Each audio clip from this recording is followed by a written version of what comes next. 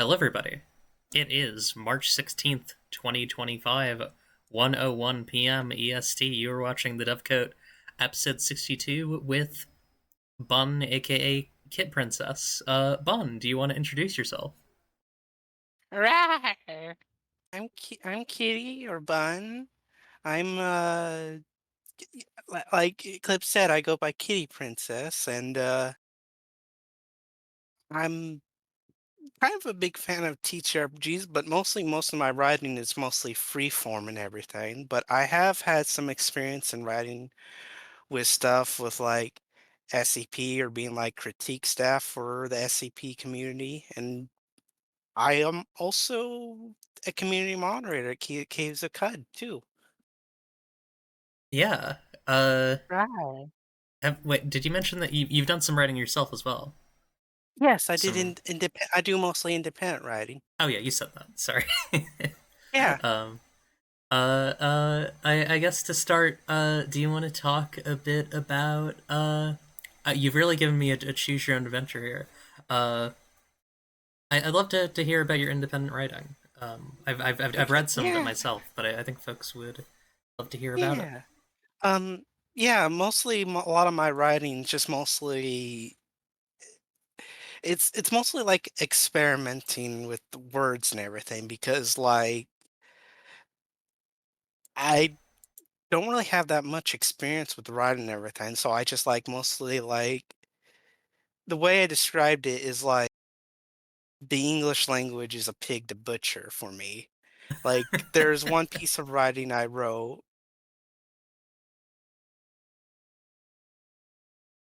one piece of writing I wrote where basically I just made up a whole bunch of words and just because because it was like experiment following like Caves of Cud writing, seeing how I could replicate it. What? I don't know if I've seen this. So you just made up a bunch of words? Yeah. Here, should I send it to you or how should I do it? Yeah, You yeah. are Feel the free to most send it to me. incredible pervert. Congratulations. Wow. I keep forgetting that I have the you are the most incredible pervert sound thing. Uh, You are the most incredible pervert. oh god, yeah, these are good. These very wise mind of you. I'll post both of these in the chat for folks to look at. Um, Yeah, these were mainly experiments because I woke up one day and I was like, because one of the big things about Caves of Cud writing and everything is like it takes a familiar thought and makes it unfamiliar. So I was trying to take something that I had as a mental image and see what I could do with it verbally. I still described yeah. it, but it was like strange. You've also done a lot of like angels, witches, and dolls stuff, right? Yeah, mostly empty spaces stuff. I have thoughts on that, which is kind of like it's kind of like a little toy box because it's low stakes where you don't have to do a lot of world building or prior reading or anything. You just pick up these concepts and archetypes and just write. Could you explain, I guess, your understanding of like the term or movement empty spaces to the audience? Um, Oh, hello. Oh, yeah, there you yeah. are. Sorry, I'm just trying to find my words for No this. worries. Um, Empty space is a bit hard to explain. There's a reason why. I think you know about this website by Sheepwave of that empty Hmm. spaces definition website where like basically it's just a bunch of poetry snippets of the words and everything. And the big thing about empty spaces is like it's a vessel for you to feel with your own quality and experiences. Like when you read these words, what you personally identify them as, and so you can explore. It's basically a way to introspect within yourself. Yeah, I would also specifically identify it with like trauma queer, right? Yeah, trauma. Like, it's trauma, it's kink, it's whatever. It's based just being very messy. Dolls and witches and ceramic and angels and paraffin and all that stuff. I've been really enjoying Yeah. seeing you interact with one of my other favorite people, Jax Romana Rufflejacks. I've Oh, seen you two yeah. talking a bit. Yeah, I've been talking to her. She makes good words. Yeah, she's a really like she's fun because she's a really like prolific like LARP designer, but she'll also like very often just kind of like get really into a subculture or an artistic movement and like really kind of nestle herself in there. It's neat. Yeah, it's very neat. Um, but yeah, like one of my big things recently with writing is all that. It's just mostly like it's exploration of words and how they connect together and finding a way to explain it. One project I've been thinking about doing when I have a bit bigger bulk of writing is to get into Twine so I can set up a big Twine project to set up like a adventure game where basically it's like a big library to read my writing so I can make some music for it.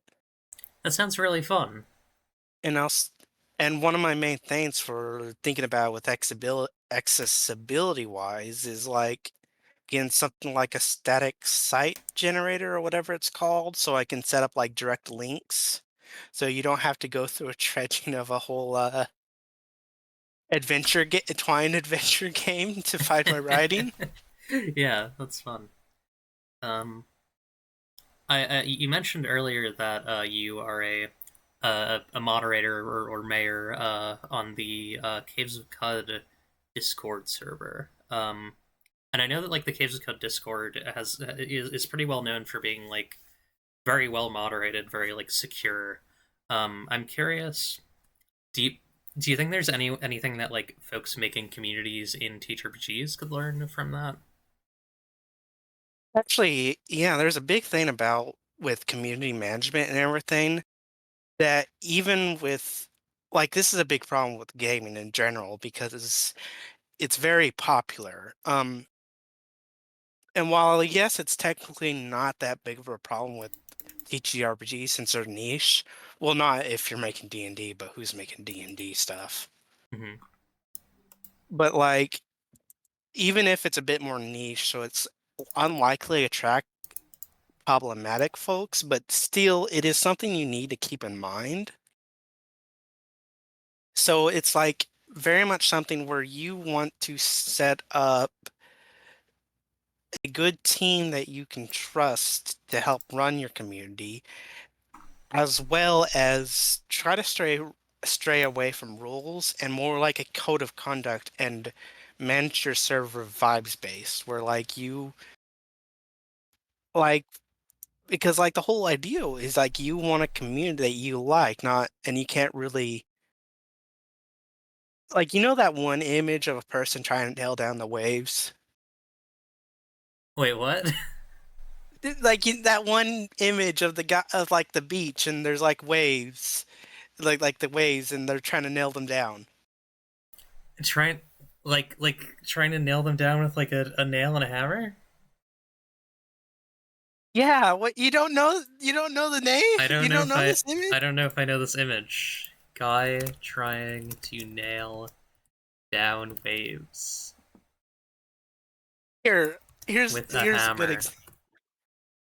There's so many memes I can't believe you haven't I seen. I've never oh, I haven't seen this, but it's really good. Hang on, let me put this in. Let me put this on the stream. Uh, You haven't seen this image? no, I haven't. I really like it My though. God, how isolated are you? I live in the woods. Um, this is really good. What is the specific one? Uh, Composers, the complexities of human emotions, music. Oh, really good. Yeah, but basically, like a big thing is with trying to moderate your community by rules based and everything is like it's kind of like that image where like you want a community based by vibes and like a big thing with like the alt-right and Nazis in general is like they know how to curt rules, they know how to rules lawyer, and like but your gut knows how to identify these gross people. So like if you're doing rules based, it's really, really hard to justify banning. But if you're going by vibes, you can just go, oh, I don't like this person and get them out. And that's really, really valuable community wise. Yeah, that makes sense. I Sometimes would I no would shit probably sucks. I would also probably say not only should you probably stray away from this is something I've been recently seeing with a lot of communities. Don't put all your resources in a Discord server. Hmm. Also,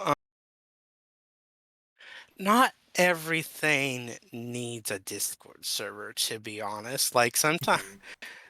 like it's just something like you don't real like if it's not that big, you probably don't really need that much of a community for it. Like there's something I recently saw with the fork of Cataclysm Dark Days Ahead. Like it was a really new fork. It just came out and I thought it looked interesting. And I noticed they had a server and I was like, I don't think it's very mature enough to have a server. And when I joined, I could kind of tell why because it was really bad. Yeah. It was like a bunch of posting of like when I left, it was basically someone just spamming those soy jack memes, and I was just no, I'm not going Oh to deal boy. with this. Yeah. Get him out of here. So a big thing with communities is like you need a reason for them, and one of those reasons is when like there's a collection of people large enough around your project that you kind of want a place to talk to them.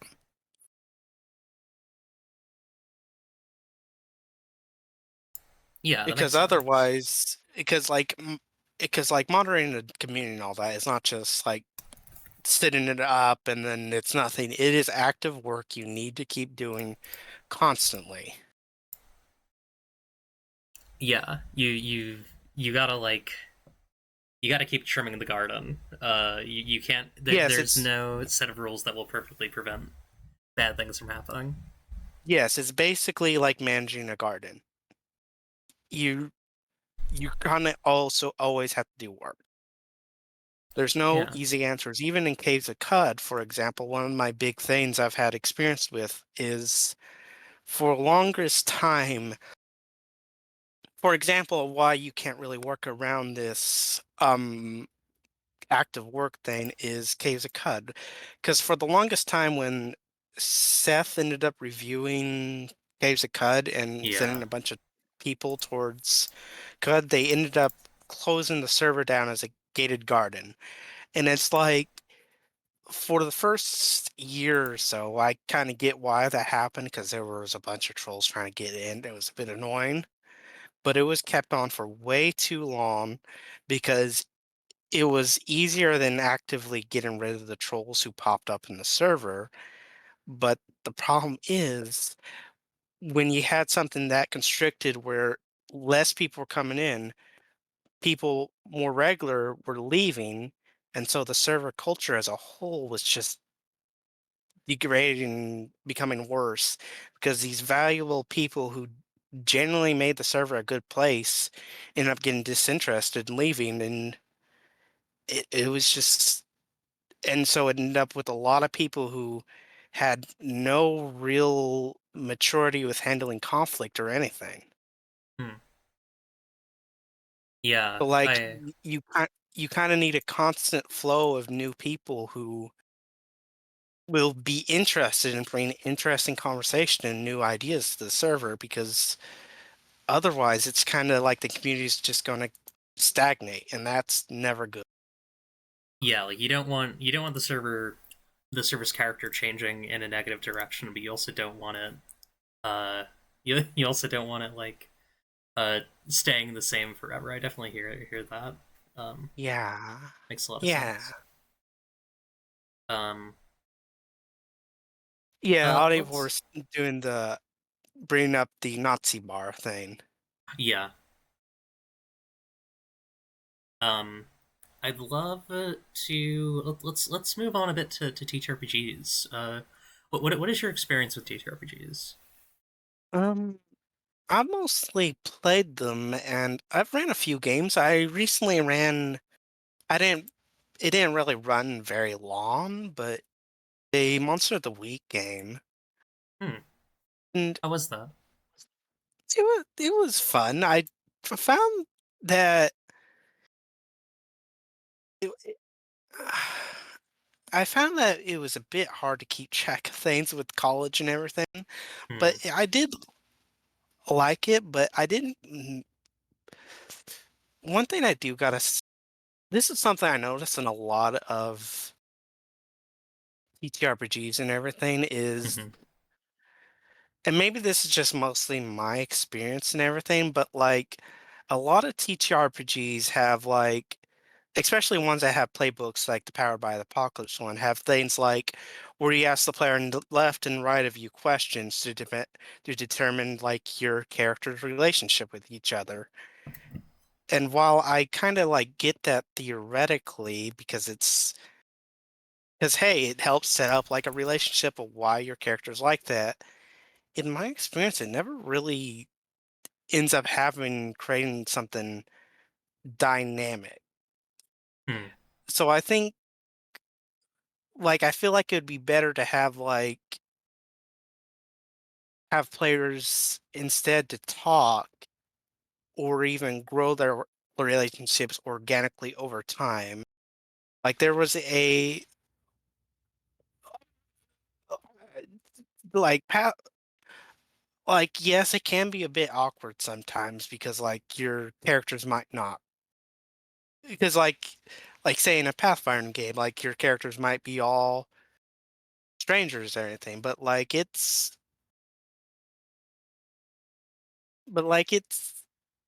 cool to have players develop their reasons why they understand each other and backstories organically throughout play rather than doing that or like one Pathfinder game I had that I played was instead of having to ask each other questions, we actually were asked about rumors and about what our rumors around about our characters around around the town.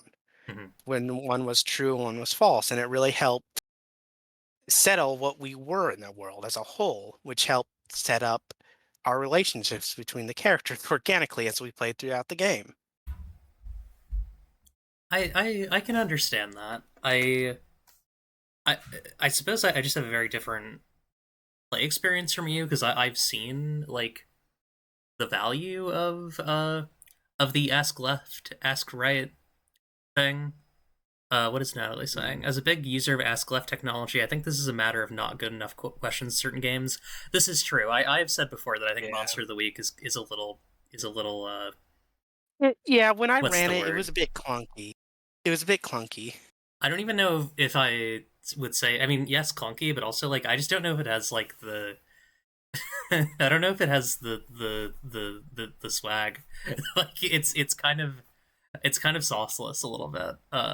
And I think that is like what Natalie's saying a little bit, which is like some games the questions are just not going to be very good and are not going to build up interesting relationships. Um, Yeah. Especially if they're yes or no questions. Especially if it's like you know question, have you swore yourself to me? And then if the person says no, like you basically don't have a relationship. Then uh, good questions start players role playing and character creation. Yeah, I 100% agree. But I can also Mhm. see what you mean about like I think that there is some value in a certain kind of game in building up those relationships over time. Yeah, because like a big thing with writing and everything, like TTRPGs, they're still like writing, and it's Hmm. like yes, you can, and it's like there's no real pressure to make the backstory like right now that instantly. Like it can develop organically as you play through it, and you can just have it like set up later. It's like because like it's writing, you can always retcon it, you know? Hmm. It's it's like you playing around with a bunch of friends. It's not that serious unless you're doing an actual play, I guess, but like that's a different standard than playing, than playing with friends, That's like an actual like show. Yeah, this is true. Um, I definitely I don't know. Like I definitely see the value in characters meeting for the first time in like adventure games because I do think that those relationships developing over time can be good. Although like I guess the questions are more about like starting state, right? Yeah. Um yeah, very much. I think one thing is I haven't really played that much because most of what I played is Pathfinder or oh God forbid D&D because D&D God. sucks. uh, Because that's like the only reliable game you can find. what do you like about Pathfinder? I really for Pathfinder Second Edition, I really, really like a lot of the character creation in it. Like it really scratches my brain in a way because like you've played Pathfinder Wrath of the Righteous, right? I've played that, and I've also played normal Pathfinder quite a bit. Yeah, but like have you ever played through it and like it just like scratches your brain picking all those funny Hmm. options, seeing how your Yeah, character develops? I like how diverse the options are in the game for sure. Yeah, like a big thing with Pathfinder Second Edition is like it's somewhat more simplified while still having those big exploration that's really, really good with getting you to scratch your character and imagine them. Hmm. And it does make play really fun when you have all these fun options. Like you can play as whatever you want, and like that's really fun. Yeah. Um, do you have a go to like type of character that you play when you play Pathfinder? Um, I don't really have a go-to, but if I'm ever starting like a new system or something, I usually try to pick like a wizard character because I like messing around with the magic if a game has magic, you know? But Nice. sometimes games don't have magic. Like It's been a bit since I played Wanderhome, but I think they do kinda have, like, magic, but it wasn't really overt. Like, it's kinda like folklore from what I remember. Yeah. Sorry, I'm reading. We did our session 0 of Interstitial 2E last night, and one of the kind of weird things about it was that it wanted that initial you have connections to your fellow players idea, but it also just didn't have connection questions. You were just supposed to make them up. I Mhm. I also recently started making my character for. I made my character for an interstitial game recently, and I had basically the exact same problem, um, which is that I looked at the like link options and I was like, oh, okay, cool, um, like that's great. And then I went to be like, all right, so what is an example of what a link looks like? And the game just doesn't really have those. I may I may make my own little supplement for interstitial 2e at some point and add those add like Yeah. questions That or examples because I do think I could use them. yeah, that's a big issue with, like, those freeform things like that, is, like, you really, really want to provide examples for players because it helps them Hmm. scratch their brain to imagine what it's like. Because if you just go blank, they're not going to have a lot of fun, you know? Yeah. But yeah, but Wimes, I noticed the exact same thing. So you're not But you're not alone.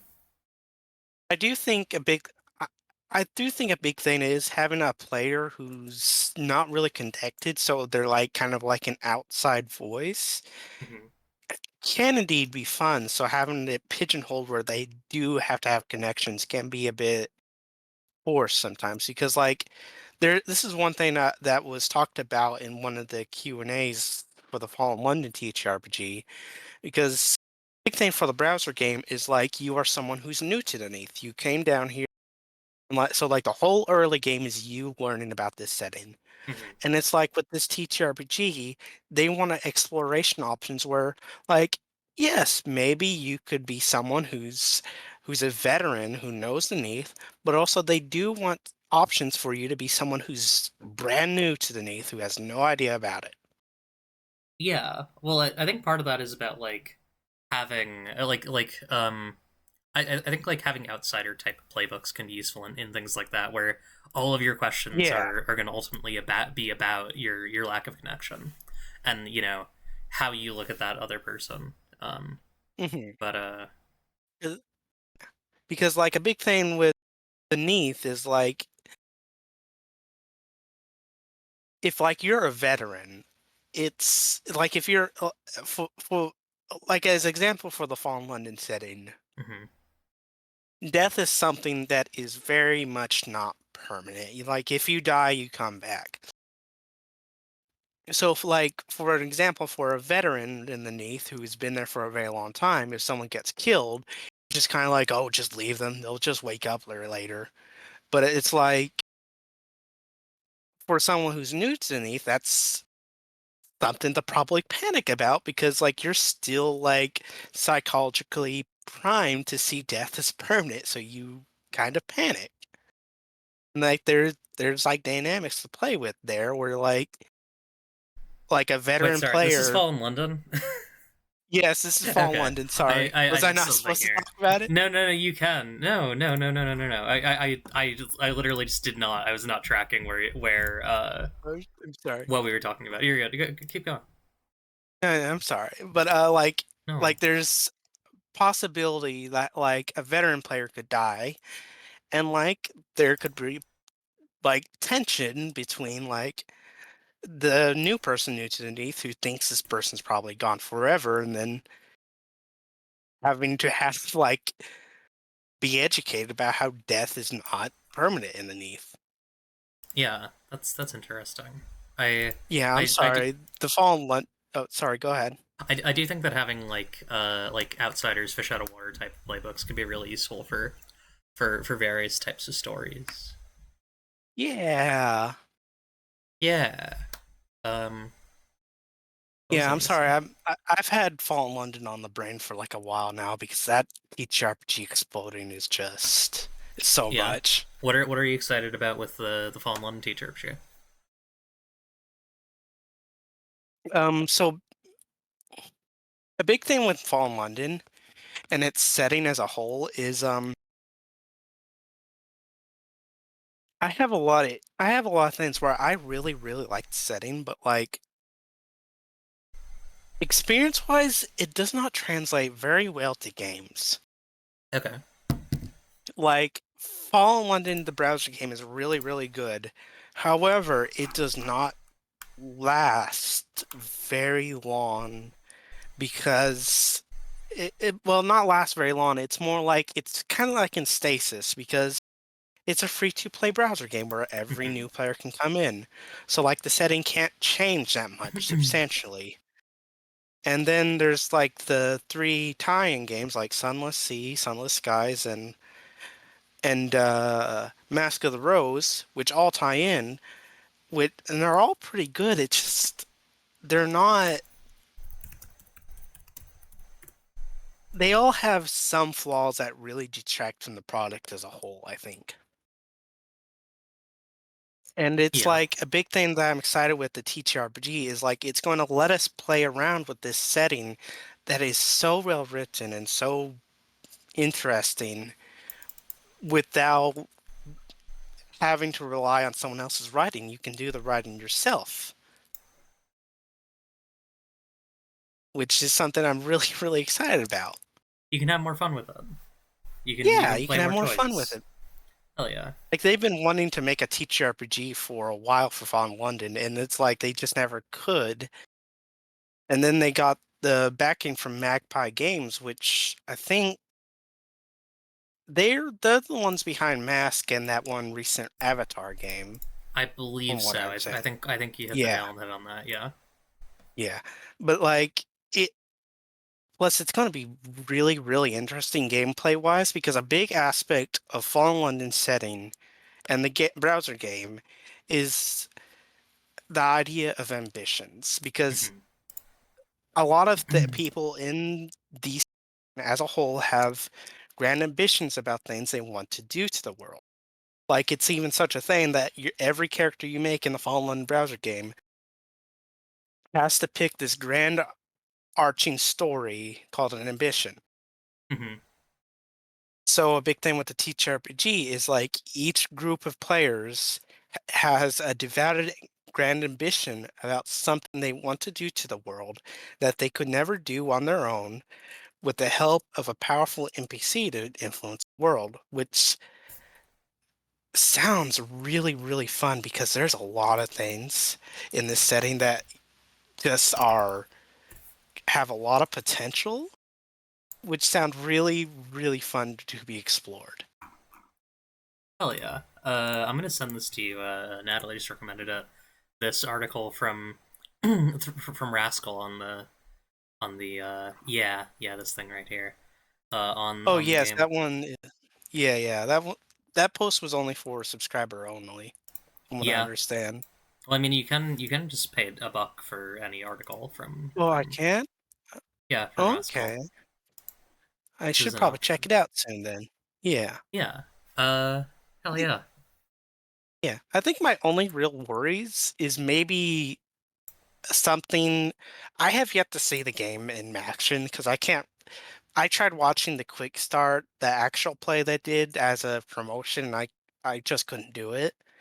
But one thing I am a bit worried about is like the venture system, from what I understand, because it does sound a bit gamey from what I saw. I haven't looked into it enough to necessarily be able to Uh, converse on ba- that, but I'm bas- sure you're right. Basically, how the idea works is that every game, every thing that in the setting has a concern, and each concern has a pool of opportunities and leads to work with. Hmm. And you combine these together to go on an adventure to do something like, say, when a concern has something to do about a shipment of souls, and you find like a smuggler who has the souls that you want and all that. My main issues with that being described is like that kind of sounds gamey, like it has a pack of cards, like you're playing like a tabletop card game with a big bundle of cards, not like a TTRPG where you make a character and play around like other RPG games, you know? I can understand that, but also I think like I think they're trying to mimic the game a little bit, which I can't necessarily blame them for. Yeah, It's that's an fair. interesting thought. I think we're gonna move on to the news, which is The not really new. news today. Um, I Ah, had a weird one. I had a weird thought. We're gonna bring Chorus the news bird coming from beautiful Arctic woods, like a nice boreal forest. Um, so there really weren't any like big TTRPG news stories this week. Uh, well, I mean there are, but uh I didn't think of them until I did the like stuff for the episode that I'm literally going to do with Sasha Renault tomorrow. So instead of doing news today, we're going to watch a video. I'm wheeling in the big TV screen. Um, there's this Brenly Mulligan we're watching Bill Nye the Wired. Science Guy. Yeah, we're watching Bill Night's Night. No, there's Brenly Mulligan Wired tech support video that I have not watched. I know that he mentions Wanderhome at one point. That's basically all I know about this video. Um, I feel like there might be some interesting points of disagreement between me, Bun, and Brenly Mulligan. So we're gonna watch this video. Yeah, I want to kill Brendan Lee Mulligan. I think he's a bad DM. So Bun, I can't stream this to you.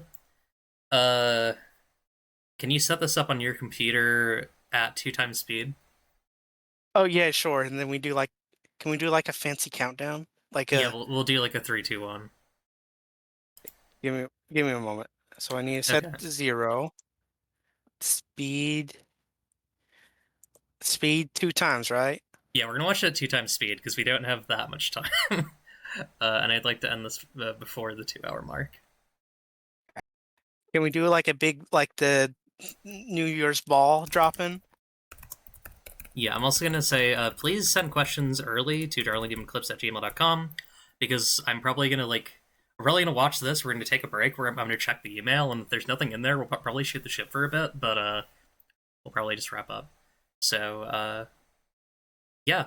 All right. Let me know when you're ready. 3, Two, 2, one. 1, Happy go! New Year. Oh, this is so fast. I did not Let's process go! how I fast can't two listen times to would this. be. This is Okay.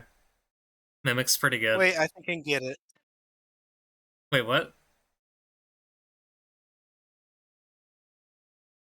Fun? What? Are you there? Yeah, I'm here. Okay, are you watching it? Yeah, Okay. I'm just trying to keep track of his voice. He's Oh, speaking very. so fast. I have it on closed captions. Okay. Okay. This is very uncontroversial. I mean, he's not a very Can I make controversial him play guy. another game beyond D&D? He might talk about. I mean, he's going to talk about Wanderhome at one point.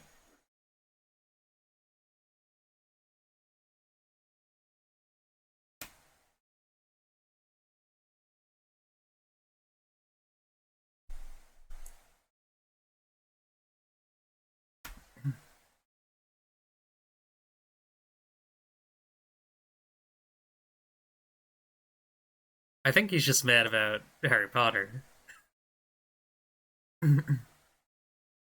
Harry He's. Potter is bad, though. This is true. He's right. He should be mad about Harry Potter. He says friendship's not the most powerful magic, and yet he says you need friends.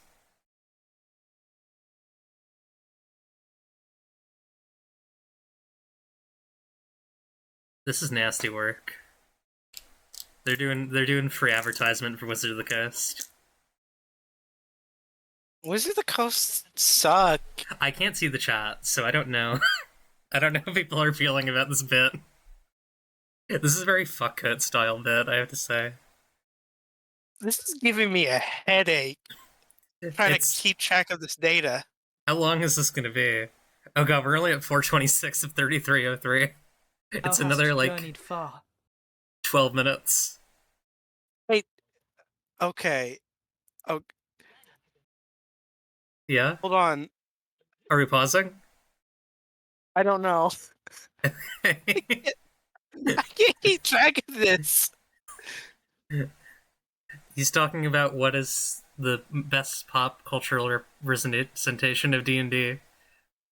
We have to watch. We have to listen to him. He's talking about Baldur's Gate 3. Can he talk? Why does he keep talking about Baldur's Gate 3? Because he had to talk about it. He had to bring it up.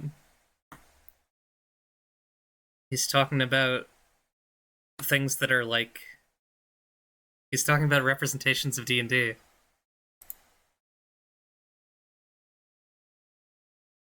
Okay, I'm looking at chat now. This is gonna give me a headache. No, Casey, thank you for the raid. Thanks for the raid. I'm gonna die from this headache. We're gonna watch the entire thing. I promise. Wait, hang on, they can't hear... I just realized they can hear the video. Wait, they can't hear the video? I gotta pause. I'm pausing. I paused it. Why can they not hear the video? Yeah, I just realized that y'all can't hear the video. Oh my god! That's so funny. Okay, it should be... Voice... Is it voice meter aux input? Let me... Alright, so we were at 709. I'm just gonna... hang on. We're not actually advancing the video. I'm just figuring this out. Please. I can't go back. This gave me almost a headache. There we go. Okay. Alright, Did you fix the video? Yeah, hang on. Alright, so we're gonna go back to 709. The things he talked about, he's talked a little bit about D&D. He's talking about alignment right now. So we'll watch that. Alright. Can you go to 709 and then we'll keep going? I really You don't want to do this? You don't want to do this bit? I really hate alignments. I think it's a bad system. Yeah, that's fair. This is practicing your girl voice. That's pretty cool. I can't believe Brendan Lee Mulligan is transitioning. Hey, Bon, I have an idea. What if instead of watching this video, we looked at each header and we talked about the headers? Oh my god, please. Okay. Please. Alright, how D&D alignments work? They don't. They don't. Paladins, warlocks, and sugar daddies. You should be fucking your patron. I'm sure that he said the same thing. I want to have a daddy. That's true, you do. Squish, squish, yes. Yeah, as that's well. what sex makes. Yeah, I think he has dice, but he's afraid to show them to anyone. Probably. Yeah. Fudging. What's fudging? Is that a type of chocolate? No, so fudging is when you lie about the result of the dice. Okay, so like when you roll a d20 and they say you rolled a d1? No, it's like when you roll a d20 and you rolled a 1 behind the GM stream, but you say you rolled a 20 for intrigue. So like what does it mean when I say like I rolled a 20 and then I said you roll a 1 anyway? It depends on the situation. Like if you... It really depends on the situation. Like I can't really... What about the D&D golden rule? What's the D&D... Tell me what the D&D golden rule is. Don't play it. I mean, yeah, that's a good one. My personal opinion on fudging is, like... I feel like if we're fudging, then, like, what are we here to necessarily do? You know? Like... Are we... I don't know, I have complicated feelings about it, because it's like... On the one hand, I definitely have, like... when playing solo games, for example, fudge stuff, but, like, if I'm in a group, and I'm, like, here to find out what happens in this story with, like, a group of other people, I kind of want, you know... I kind of want it. I kind of want things to go as they go. I kind of want to play to find out. Wyme See, my says, main issue. Go ahead. Wyme says, I don't know, isn't there a problematic gap in power when a warlock is in a relationship with their patron? Yes, that's the point, it's hot. I think my big thing is with fudging is, to be honest, I don't ever need to do it because one time I rolled 5d20 natural 20s in a row, and I just decided rolling sucks when that happened. Yeah, Natalie makes a similar point, which is like, if the game doesn't make interesting or cool things happen when you fail, then like, you can fudge. I very much agree with that stance. It's just mostly like I'm just too lucky when it comes to rolling dice. The D&D golden rule, don't Uh, play it. what's your favorite D&D character class and combo? Uh, I don't know. The races don't really like affect the classes in such a meaningful way that like that would be a unique decision. So Oh my god, actually this reminds me of something. okay. I don't remember the specific book that came out, but there was a big one time when I was complaining about D&D saying that the racial bonuses suck and make no sense. Mhm. Someone said, "Oh, actually there was a book that came out recently that fixed that actually." And I was like, "Oh, what's the book?" And I went to go pirate it to look at the book that this official Wizards of the Coast book Mhm. that fixed the issue of these racial stereotypes with the races having bonuses. And you want to know what the fix was? What was It the just said, fix? "Oh, instead of just applying the Mhm. stats like it says it does, just do whatever you want." Yeah, yeah. That's the fix, and probably a $60 book. How do you handle a $60. TP? How do you handle a TPK? Your game should, if you're playing a good game, it like is ready for that to happen and has rules for it. Uh, But has rules for first, character the death. tavern. But first, the tavern. Wait, did I miss the tavern? Yeah, but first the tavern. What? Oh, but first It's the after tavern. yeah. I'm sick of taverns and woods. I've said this before, but like, get me out of the damn woods. Get me out of the damn tavern. Like, I think that there's a real issue with like uh genericism in in like TTRPG fantasy, like I want to especially live. I want to on live. at like very casual tables. I want to live in a tavern. I think Eclipse would make an excellent tavern maid. That's true. You know, actually, never mind. I want to go to the tavern. I want to be a tavern maid. Uh, First time First dungeon time master Dungeon Master tips. tips. Stop Don't play running D&D. D&D. There we go. Yep. Uh, What's a critical roll versus natural 20?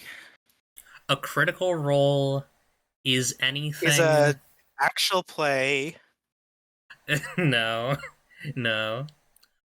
I only use the adventures in a tavern start plot as like an explicit parody on how stupid it is. Maybe even a porn parody. Critical. So a critical roll is any. Well, a critical hit, critical roll, whatever, is anything that is like by like for example, like in Pathfinder, like if you roll like if the enemy's AC is a 16 and you roll a 26, that's a crit.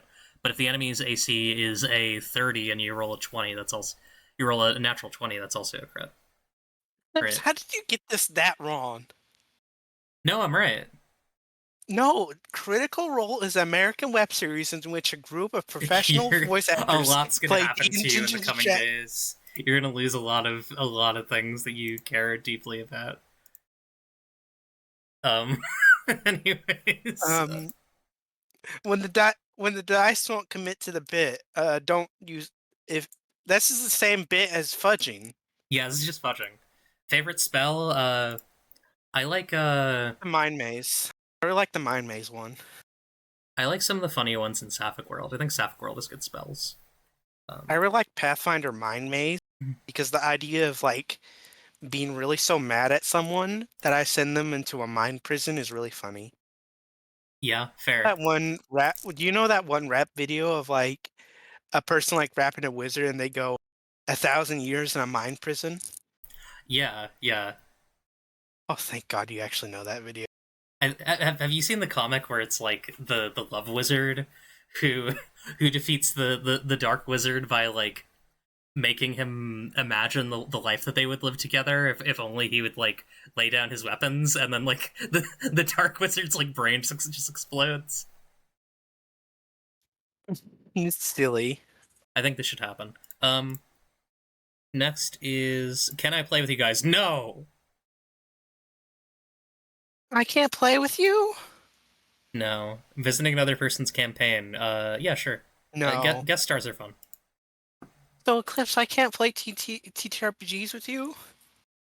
No, you can. Well, you said I can't. No, I said, these guys can. You can play TTRPGs with me. My favorite magical item is combining a portable hole and a bag of holding and sticking them really close together. That's true. My favorite magical item is a bimbo collar that bimbofies you. Favorite magical item is a dildo. Yeah. You know what grinds my gears? Uh, Um, games that are just like pastiches of the thing that they're like based on, but don't really have anything unique in and of themselves. niche lore. What's some niche lore Sapphic World? Uh, when when like they killed all the kings in the revolution, their souls like descended to hell and they started rushing the gate to the cliff off, and so Lucifer closed the gate off, and that was called the Decline.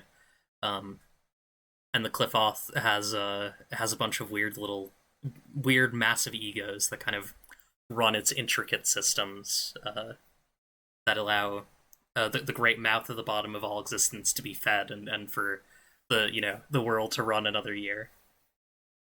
If anything, it's the opposite. So, it's the opposite of Sapphic World.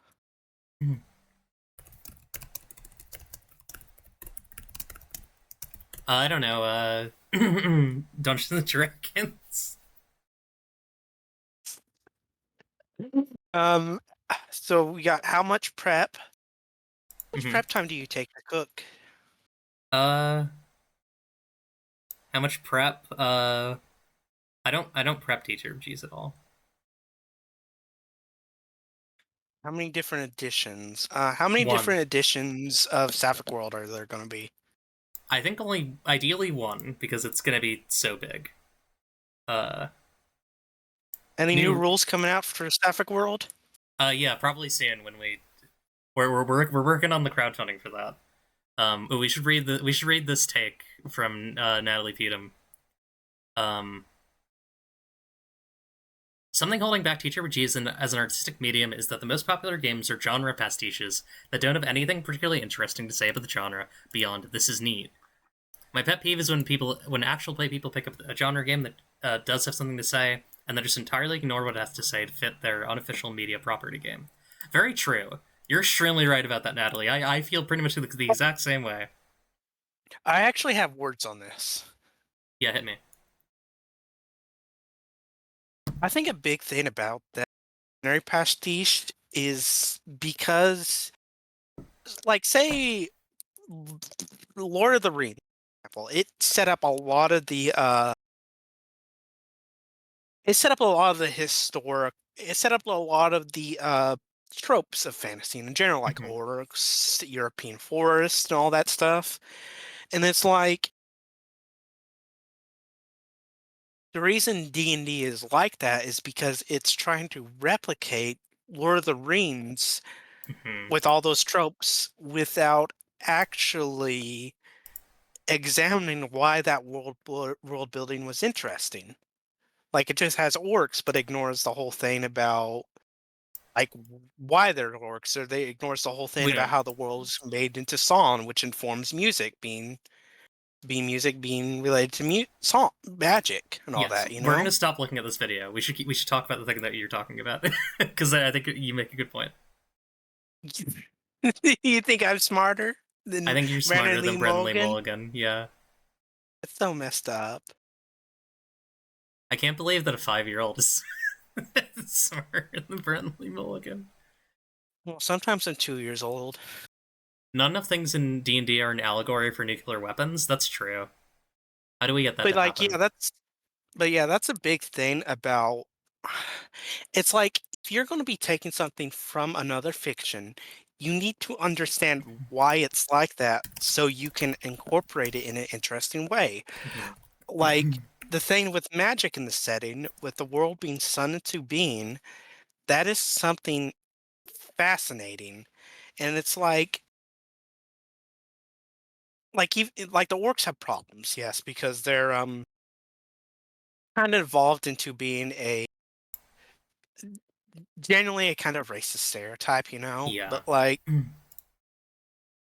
there was a big thing with the orcs that was interesting because from what I understand with the setting is like it's not very clear, but they're like corrupted men or elves turned into orcs by Sauron. And it's like there was like a whole graph I saw on Wikipedia about the moral dilemma with the orcs where like either killing them is bad because they can't help be evil or they can't be evil themselves. And it's like you want to and it's like that interesting setting wise because that's way more interesting setting wise than say, oh, they're just evil by default, like most settings do Yeah. with the orcs. Sure. Going like, oh, they're just barbarians who raid. Yeah, there's more tragedy to it. Audiovorce says, on the subject of Lord of the Rings, I will never forgive Peter Jackson for his success and what it did to Cyrodiil and Oblivion.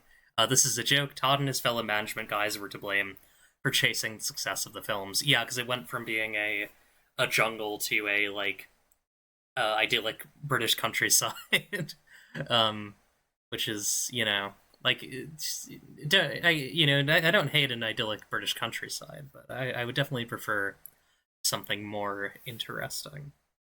Um. Okay. Oh, Uh. here, I found it. They threw out years of concept work and early assets. That sucks. Damn. Has any of that ever been revealed? I'd love to see some of that stuff. I'm going to send you a graph that I found on Wikipedia that's really interesting to me Okay, show me this graph. about Lord of the Rings. Uh. Da, da, da. Wait, so this from just normal Wikipedia? Yes, it's literally just from Wikipedia. Huh. Okay, so uh, it is issue, and then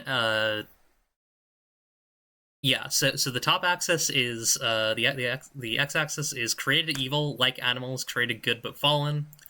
The y axis is origin of orcs according to Tolkien, moral implication and resulting problem. So uh, the first square of origin of orcs according to Tolkien, created evil is brooded by Morgoth. Uh, and then moral implication for that is orcs are wholly evil, unlike men. The resulting problem is orcs like Gorbag have a moral sense, even if they cannot keep it, and cannot speak, which conflicts with their being wholly evil. Or sorry, can speak, which conflicts with their being fully evil. Um, since evil cannot make, only mock, orcs cannot have an equal and opposite morality to men. Um, and then the like animals one is beasts of humanized shape. Orcs have no power of speech and no morality, which has the same problem where they are, you know. And then created good but fallen, fallen Mahar, a corrupted or corrupt men slash elves.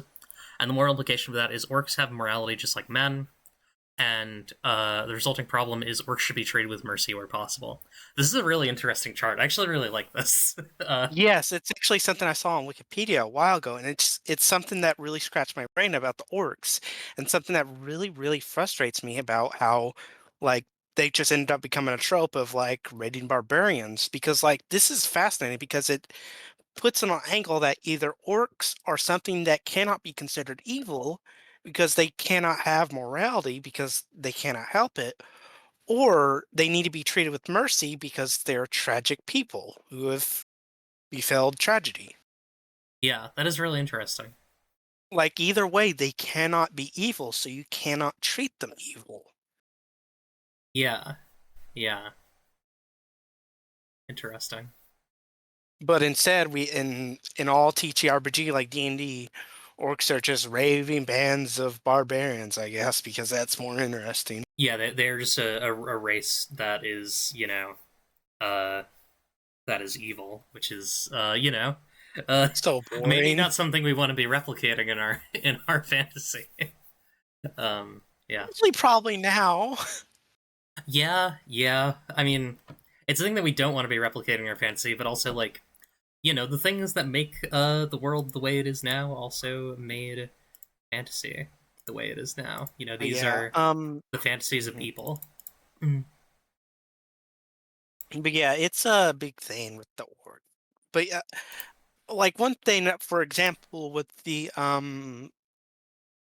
orcs in like what Elivor brought up with the Lord of the Rings, that I find interesting is like the orcs aren't inherently barbarian or evil, but the reason they had that stereotype about them is because one of the creation myths about them is that they were elves who were devoured by Malachi and then basically, man, I can't say that word.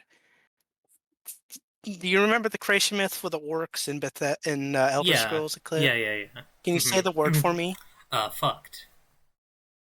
No, the other one where it was eaten out and Wait, what? wait, do you not know the creation myth with the orcs I for Elder I'm Scrolls?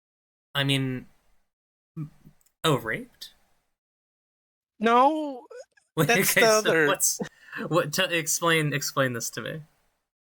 Oh, they basically that yes, they were devoured Oh, okay, I see. and yeah, basically that word because I can't say that word.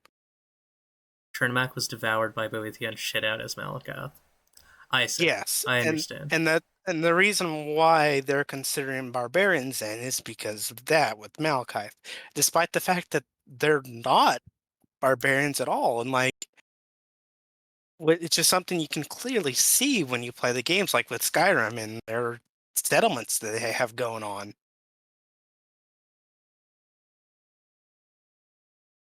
see.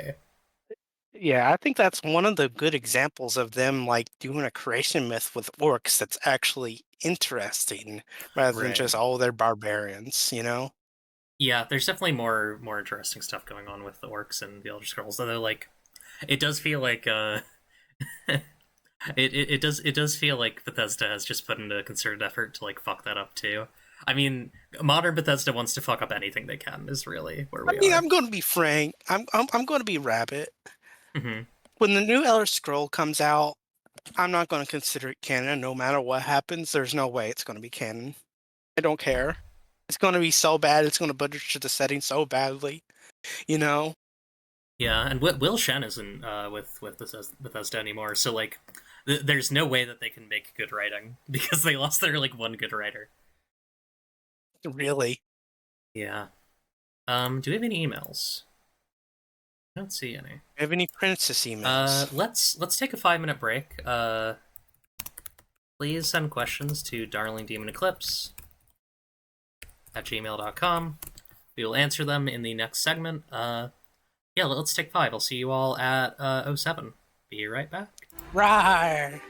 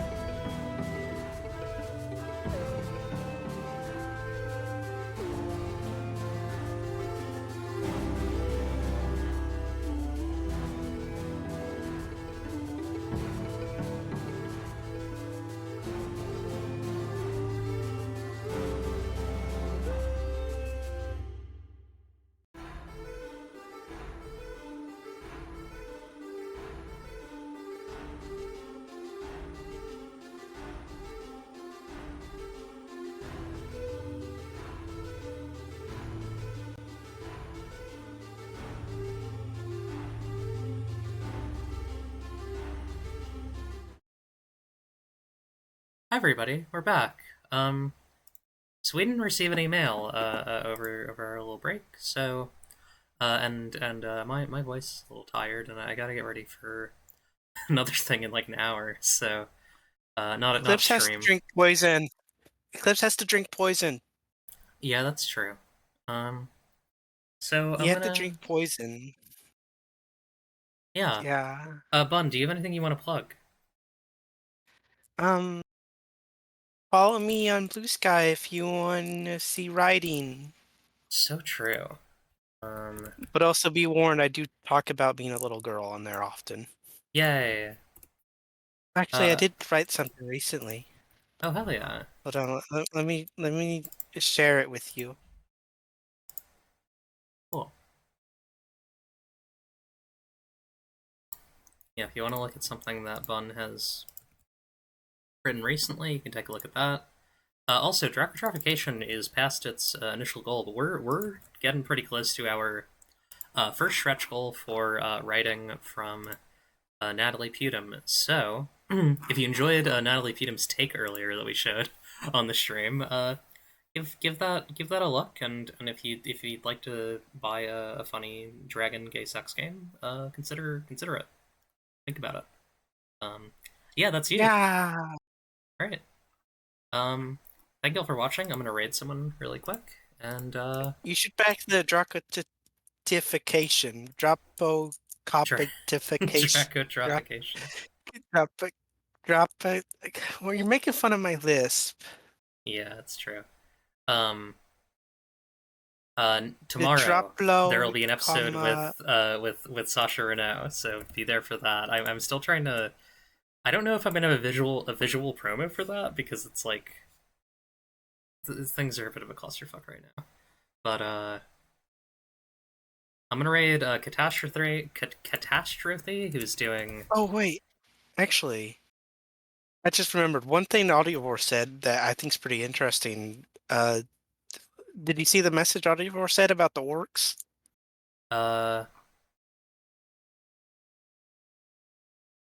You have uh, uh, Yeah, sorry. I'm sorry. let's just end the stream. Okay, okay. I don't want to think about orcs anymore. I'm sorry. Okay, I'm sorry. I like looked at that and I was like, it's a good message, but also wow, I am like I do not want to think about orcs right now. Go say hi to Cypress, and take care everyone. What's our raid phrase is ice cream. Ice cream. That's our raid phrase. All right, bye everyone. Remember, if you Bye. don't like what you see, you can change it. It's up to you, really. Goodbye, good luck, and have fun